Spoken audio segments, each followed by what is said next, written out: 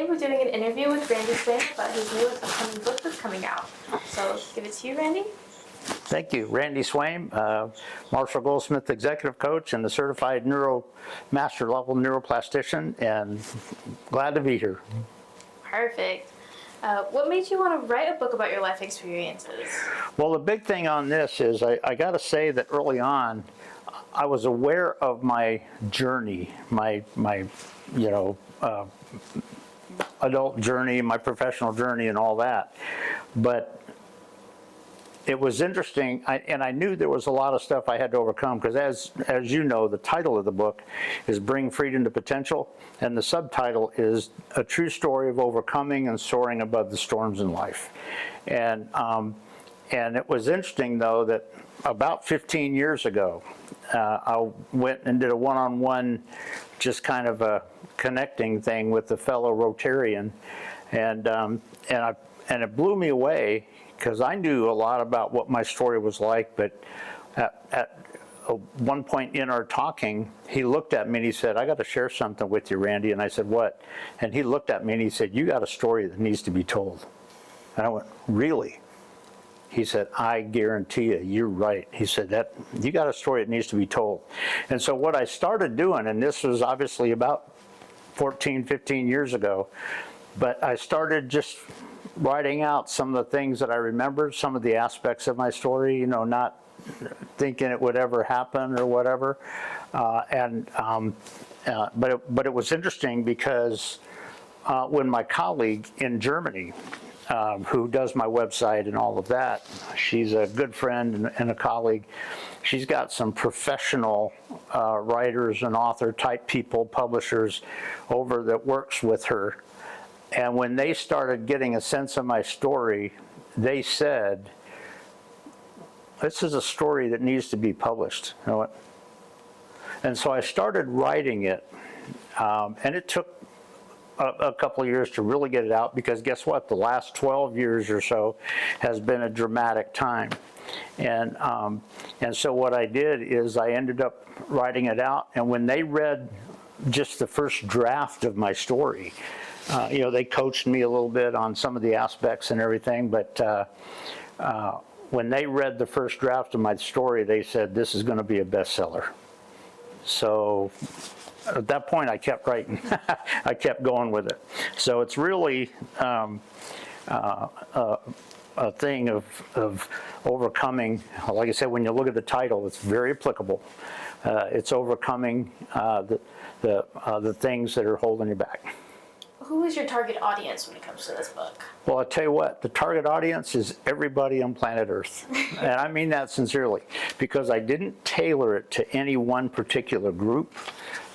I brought it in a way that it would be beneficial to anybody that wrote it or that read it. And even the people that have read it so far, I'm amazed at the feedback that they've given me that has just been mind-blowingly positive on their insights and their benefit and all that kind of stuff. So it's not for any particular thing. In fact, I will share this with you. People have asked me for this, that my goal in life is not to call attention to myself. A lot of people in today's world just want a pat on the back for them, not me. I've been very honest with this. In fact, one lady that read the book came up and said, "Randy, I so appreciate the honesty that you brought in your story. You're amazing. I appreciate that." And I brought that. But the bottom line is, what I tell people is, even if it's after 20 years, after I'm no longer here, after I take my last breath, it doesn't bother me if people don't remember my name. But what I hope for is that they remember that 20 years ago, there was this guy, or maybe 20 years ago, I read this book. I'll have to go read it again, maybe, or whatever kind of thing, that they read this book, and it brought out an insight that just changed my life. That's what I want. It's not about me. It's about the benefit, hopefully, that people gain in insights from my story. And that's just a big aspect of it. how long has this like specific project of making this book like taken you to do? Well, let's put it this way. It was around about 2010 when I had that one-on-one meeting with that guy, and I started sort of jotting it, and guess what? It was published 3 weeks ago. So quite a while, but you know what? It's very valuable in the fact that it's out there on Amazon now. What can we expect to learn about you from your book? Well, the thing is, I will tell you this, and I'll just share this with you. It's not a lot people, or my goal is that there's not a lot that people learn about me. Now, I will tell you this, from my journey, in the book, I include a lot of unique leadership examples or unique leadership insights that came from my journey. Not that I did, but in some cases that I learned from, that I observed and things like that. But I will say this, that, you know, I want people to gain insights from my book about what's it going to take, going back to the title of it, what's it going to take for you to truly overcome the stuff that's holding you back. And that's why freedom is such a key part of this for me. And in fact, I'll just share this with you because this is one thing that's in the book. But a girlfriend that I was dating back when I was in the FORSAT Fighter Wing Air Force, I was a fighter aviator kind of thing in the F-4 Phantom. But the girl that I was dating, she was getting her master's degree at NC State, and I got my bachelor's degree at NC State before I got commissioned. And we went to an art exhibit over on campus, and it was a lot of exhibits outside of buildings, but she, one point she came up and she goes, "Hey, you got to come here." I went, "What?" She took me around to another thing, and guess what? She looked up at this one painting and she said, "This is you." And what it is, it was a real simple painting, but it was a quote from Ralph Waldo Emerson. And here was the quote. It said, "Go not where the path may lead, but go instead where there is no path and leave a trail." And you know what? She looked at me and she said, "This is you." And I went, "Yeah, it is. That has been a lot of my life." And so there's a lot of insights from my book that people can apply to their environment, to their journey, and all of that. It's not about applauding me, because guess what? I had mistakes, and I included the mistakes in. Not a lot of them were professional. They were personal in some respects, and I included them in it. So I don't go in and highlight myself, but I do bring out the value of my journey and what people can learn from it, and unique insights that come from my story and stuff. So that's what I want people to get from it.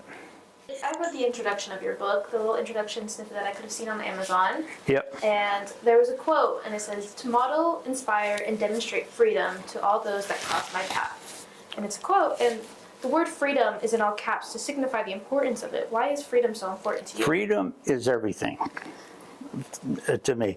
And if you think about it, a lot of people misunderstand this today. A lot of people think freedom is just, well, everybody's going to let me do whatever I want. You know, that's not true. And if you think about the Ralph Waldo Emerson quote, a lot of times, you know, freedom just means when you're talking about overcoming stuff, guess what? The things that you got to overcome often are inside of you. Perhaps coming from your background, perhaps coming from something you saw before, perhaps coming from your family, who knows? But guess what? Do you have the freedom and the ability to overcome that and to become something and to create something? And so for me, freedom is the fundamental, in fact, this is the vision of my life journey that I have accepted, you know, to model, inspire, and demonstrate freedom to all those across my path so that they can gain insights that help them overcome the things that are holding them back. Because guess what? The things in your mind or in your heart that are trying to hold you back, guess what? They're going to be trying to hold you back.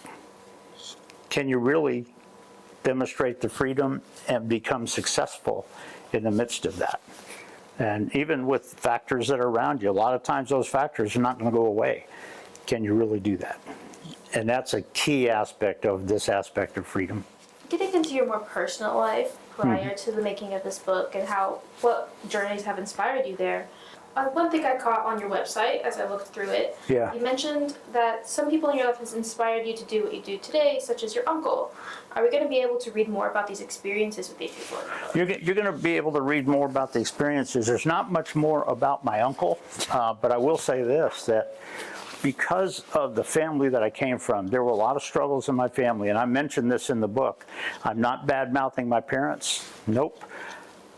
They had their struggles. But you know what? Their struggles were destroying me, with where I was going. And in fact, they got divorced. And my mom, I give her credit with all that she tried to do. But my father divorced her, and she got re-engaged to get married again. But then the guy had a bit of a stroke kind of thing, and he looked at her and said, you know what, you're not going to marry me, then bury me. And he broke it off right then. So she never had a really good marriage, and she struggled with that. But the book goes into a number of the struggles. But you know what? Had to overcome that. And the bottom line is, because of that, when I graduated from high school, all of my vision of flying in the military and all that was dead. Nothing came to mind. It was dead. And at the beach, right after I graduated, my uncle came up and said, well, Randy, what are you going to do now?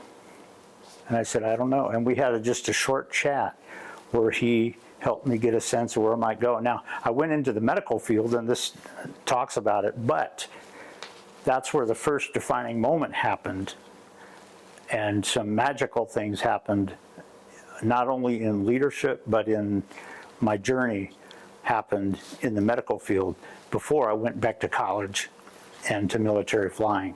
So there's some of those in there, and there are several people. One of the things that I tell is that I learned leadership from some of the most incredible leaders in the Air Force. One of them was General Richard B. Myers, and he was the chairman of the Joint Chiefs of Staff from 2001 to 2005. Well, he was my squadron commander when I was at the 4th TAC Fighter Wing, and he and I flew together a number of times, a lot. And one of the things that I tell people, and I include this in the book, most of what I learned about leadership came from him, but it didn't come from anything he ever told me. It came from what I observed in what he did. What makes you the happiest with what you do? I'll tell you what, the happiest with what I do is not about me. In fact, I will tell you that in one of the last chapters in the book that talks about the fourth defining moment kind of thing, it covers this. But there was the happiest about the book and about my story is not about me. Because you know what? When you're trying to be a leader, it ain't about you. And what I tell people is, for me, it's about the difference that is made in people. And I will tell you this with a coaching example. The book talks about this. There was one coaching client that I was working with that I asked her one question, and she exploded into tears. And you know what? I went like this, and I said, for about 30, 40 seconds, I let her cry. And then I put my hand on her arm like this. I said, what are you experiencing right now? Being a coaching question. And she looked at me and she coughed back the tears and she said, I just realized something. And I said, what? She said, that's the question I've been running from for a long time. I said, so what's it going to take for you to answer that question and move forward? And she said, wow, kind of thing. You know what? When you're talking about being a true leader, it's not about you. And it's not about just patting yourself on the back and calling attention to yourself. It's about the impact of those around you. It's about the impact of the people that are following you, that are on your team, kind of thing. And so for me, the real thing that drives me and that gives me that is not if people remember my name or want to even pat me on the back, but they got a benefit from maybe just one question that I asked, maybe just one thing that they experienced that they had never experienced before, maybe one insight that they never saw before. And it's not pure academic stuff, kind of thing, so yeah. How long have you been a coach now, and how long do you plan on continuing? Well, I'll tell you what, you'll get a kick out of this for a second, because I've been a coach. I've actually became a coach in around 2010. I became a Sherpa leadership coach, and I'm actually a Marshall Goldsmith certified executive coach now. So I've been a coach for about almost 15 years now, kind of thing. And how long am I going to do it? I've asked, a lot of people ask me, when are you going to retire? And I look at them and I say, when I take my last breath. Because you know what? I'm going to be doing this till I'm going to run through the tape. And it's not about me, it's about making a difference in every step that I take with those people around me. How would you describe the differences and similarities between being a pilot and now being a coach? Believe it or not, there's not as much as you think, because obviously being a pilot is flying and stuff like that and sort of using stuff to make decisions. But when you're talking about being a coach and you're talking about leading from a coaching facilitative style, which really brings out radical solutions. When you're a pilot and you're a pilot in command and you're leading your flight crew, guess what? It's not just about telling them what to do. So the coach aspect, there's a lot of alignment in that when you're talking about coaching, but also leading people. And guess what? As a pilot, leading your flight crew, interacting with them in a way that they just, wow, they're part of this and they don't want to be anywhere else, kind of thing. And guess what? When you're talking with the flight attendant, same thing, kind of thing. Making sure that you're interacting in such a way where they feel a real oneness and a belief and a synergy, kind of thing. And so it's the coaching facilitative style that brings that. It's not the dictatorial, point your finger at people and tell them what to do. So guess what? The best leaders are those that understand the coaching perspective when you're talking to people. You talk about being a leader a lot, and Yep. Has there been any moment when you felt like you weren't there yet, or it's like you wanted to get there but you felt like you weren't there? Like, is that? You know what? I got to say, there was never a time that I felt that, okay?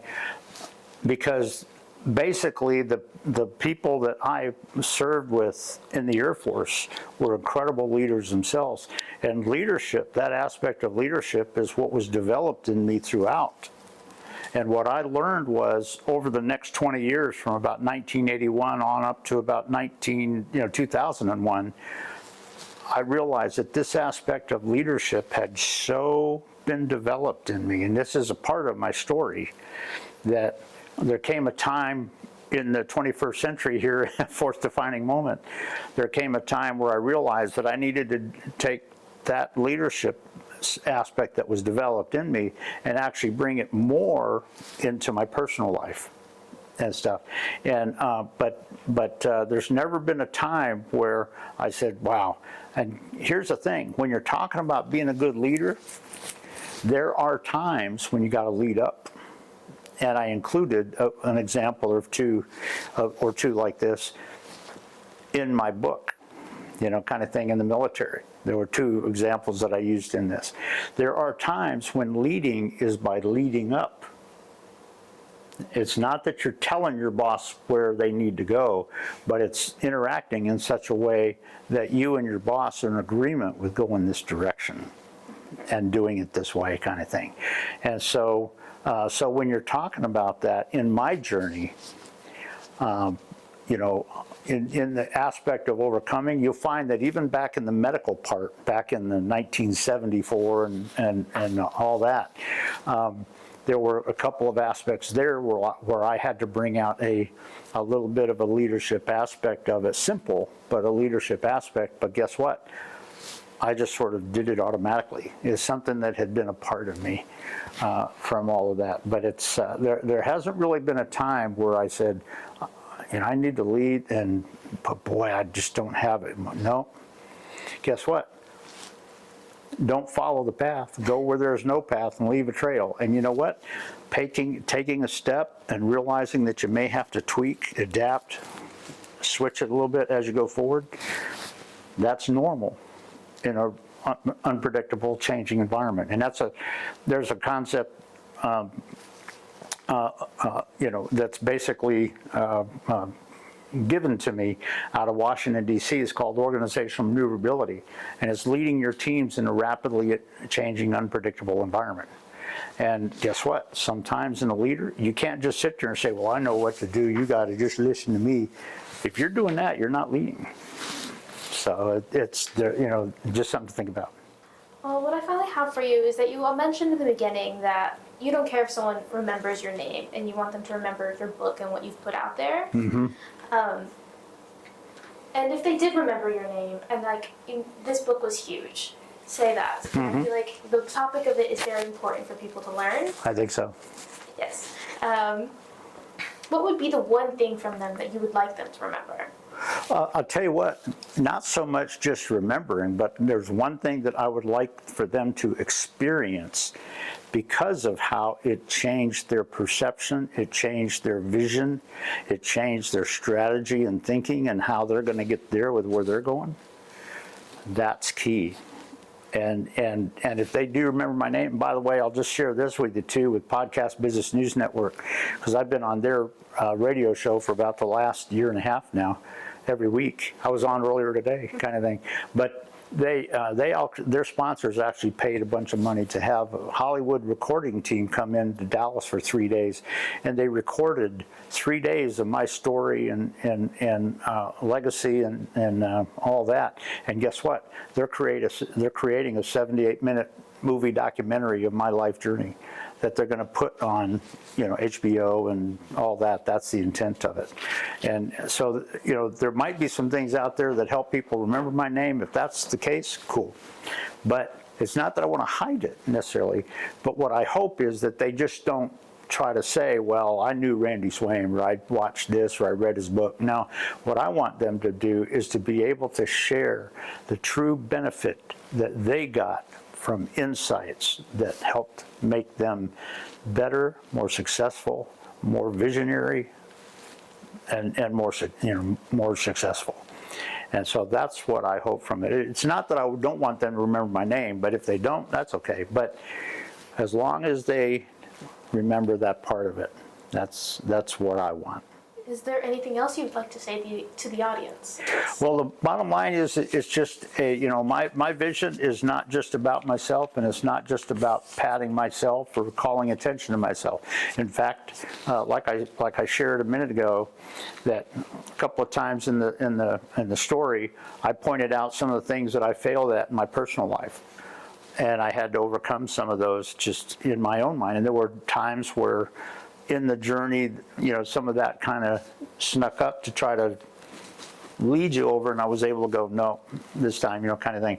But it's the big thing on it is, again, the title is what it is. It's about, and this actually brings into account my professional journey, my personal journey, and also, without getting into a lot of religion or anything, but my spiritual journey.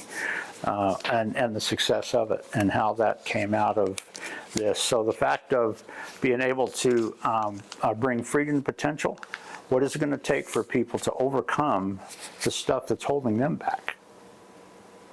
What's it going to take for them to gain the courage and totally move forward? And what's it going to take for that? And the subtitle, as you know, is a true story of overcoming and soaring above the storms in life. And that has been the story of my life. And if it brings an insight to people, that gives them an insight, and a lot of the lessons that I include in the story that talks about leadership insights that are applicable based on the part of the story that I just shared, there you go. And you know what? If they apply that and it makes a difference in their life, I'm good with that. Thank you for doing this interview, and if you'd like to give out a closing little outro. Yep. Well, I just, for that, I'll just kind of close out with this, and if you have anything to ask really quick, you can. But big thing is just I'm honored. I've always been always been appreciative of Saga Media and the folks that are here and what they're doing. But it really, it's not about me. It's about helping people bring freedom to potential. And that's why that thing of model, inspire, and leading, freedom to all those that cross my path is everything. Doesn't mean that it's about me, and it's not about me telling them what to do. It's that they get insights. And that's what I do with just people that I meet around here in town kind of thing. But if people gain insights from this, then I will be appreciative. No two ways about it. Thank you. Thank you. And Randy Swain, glad to talk to you.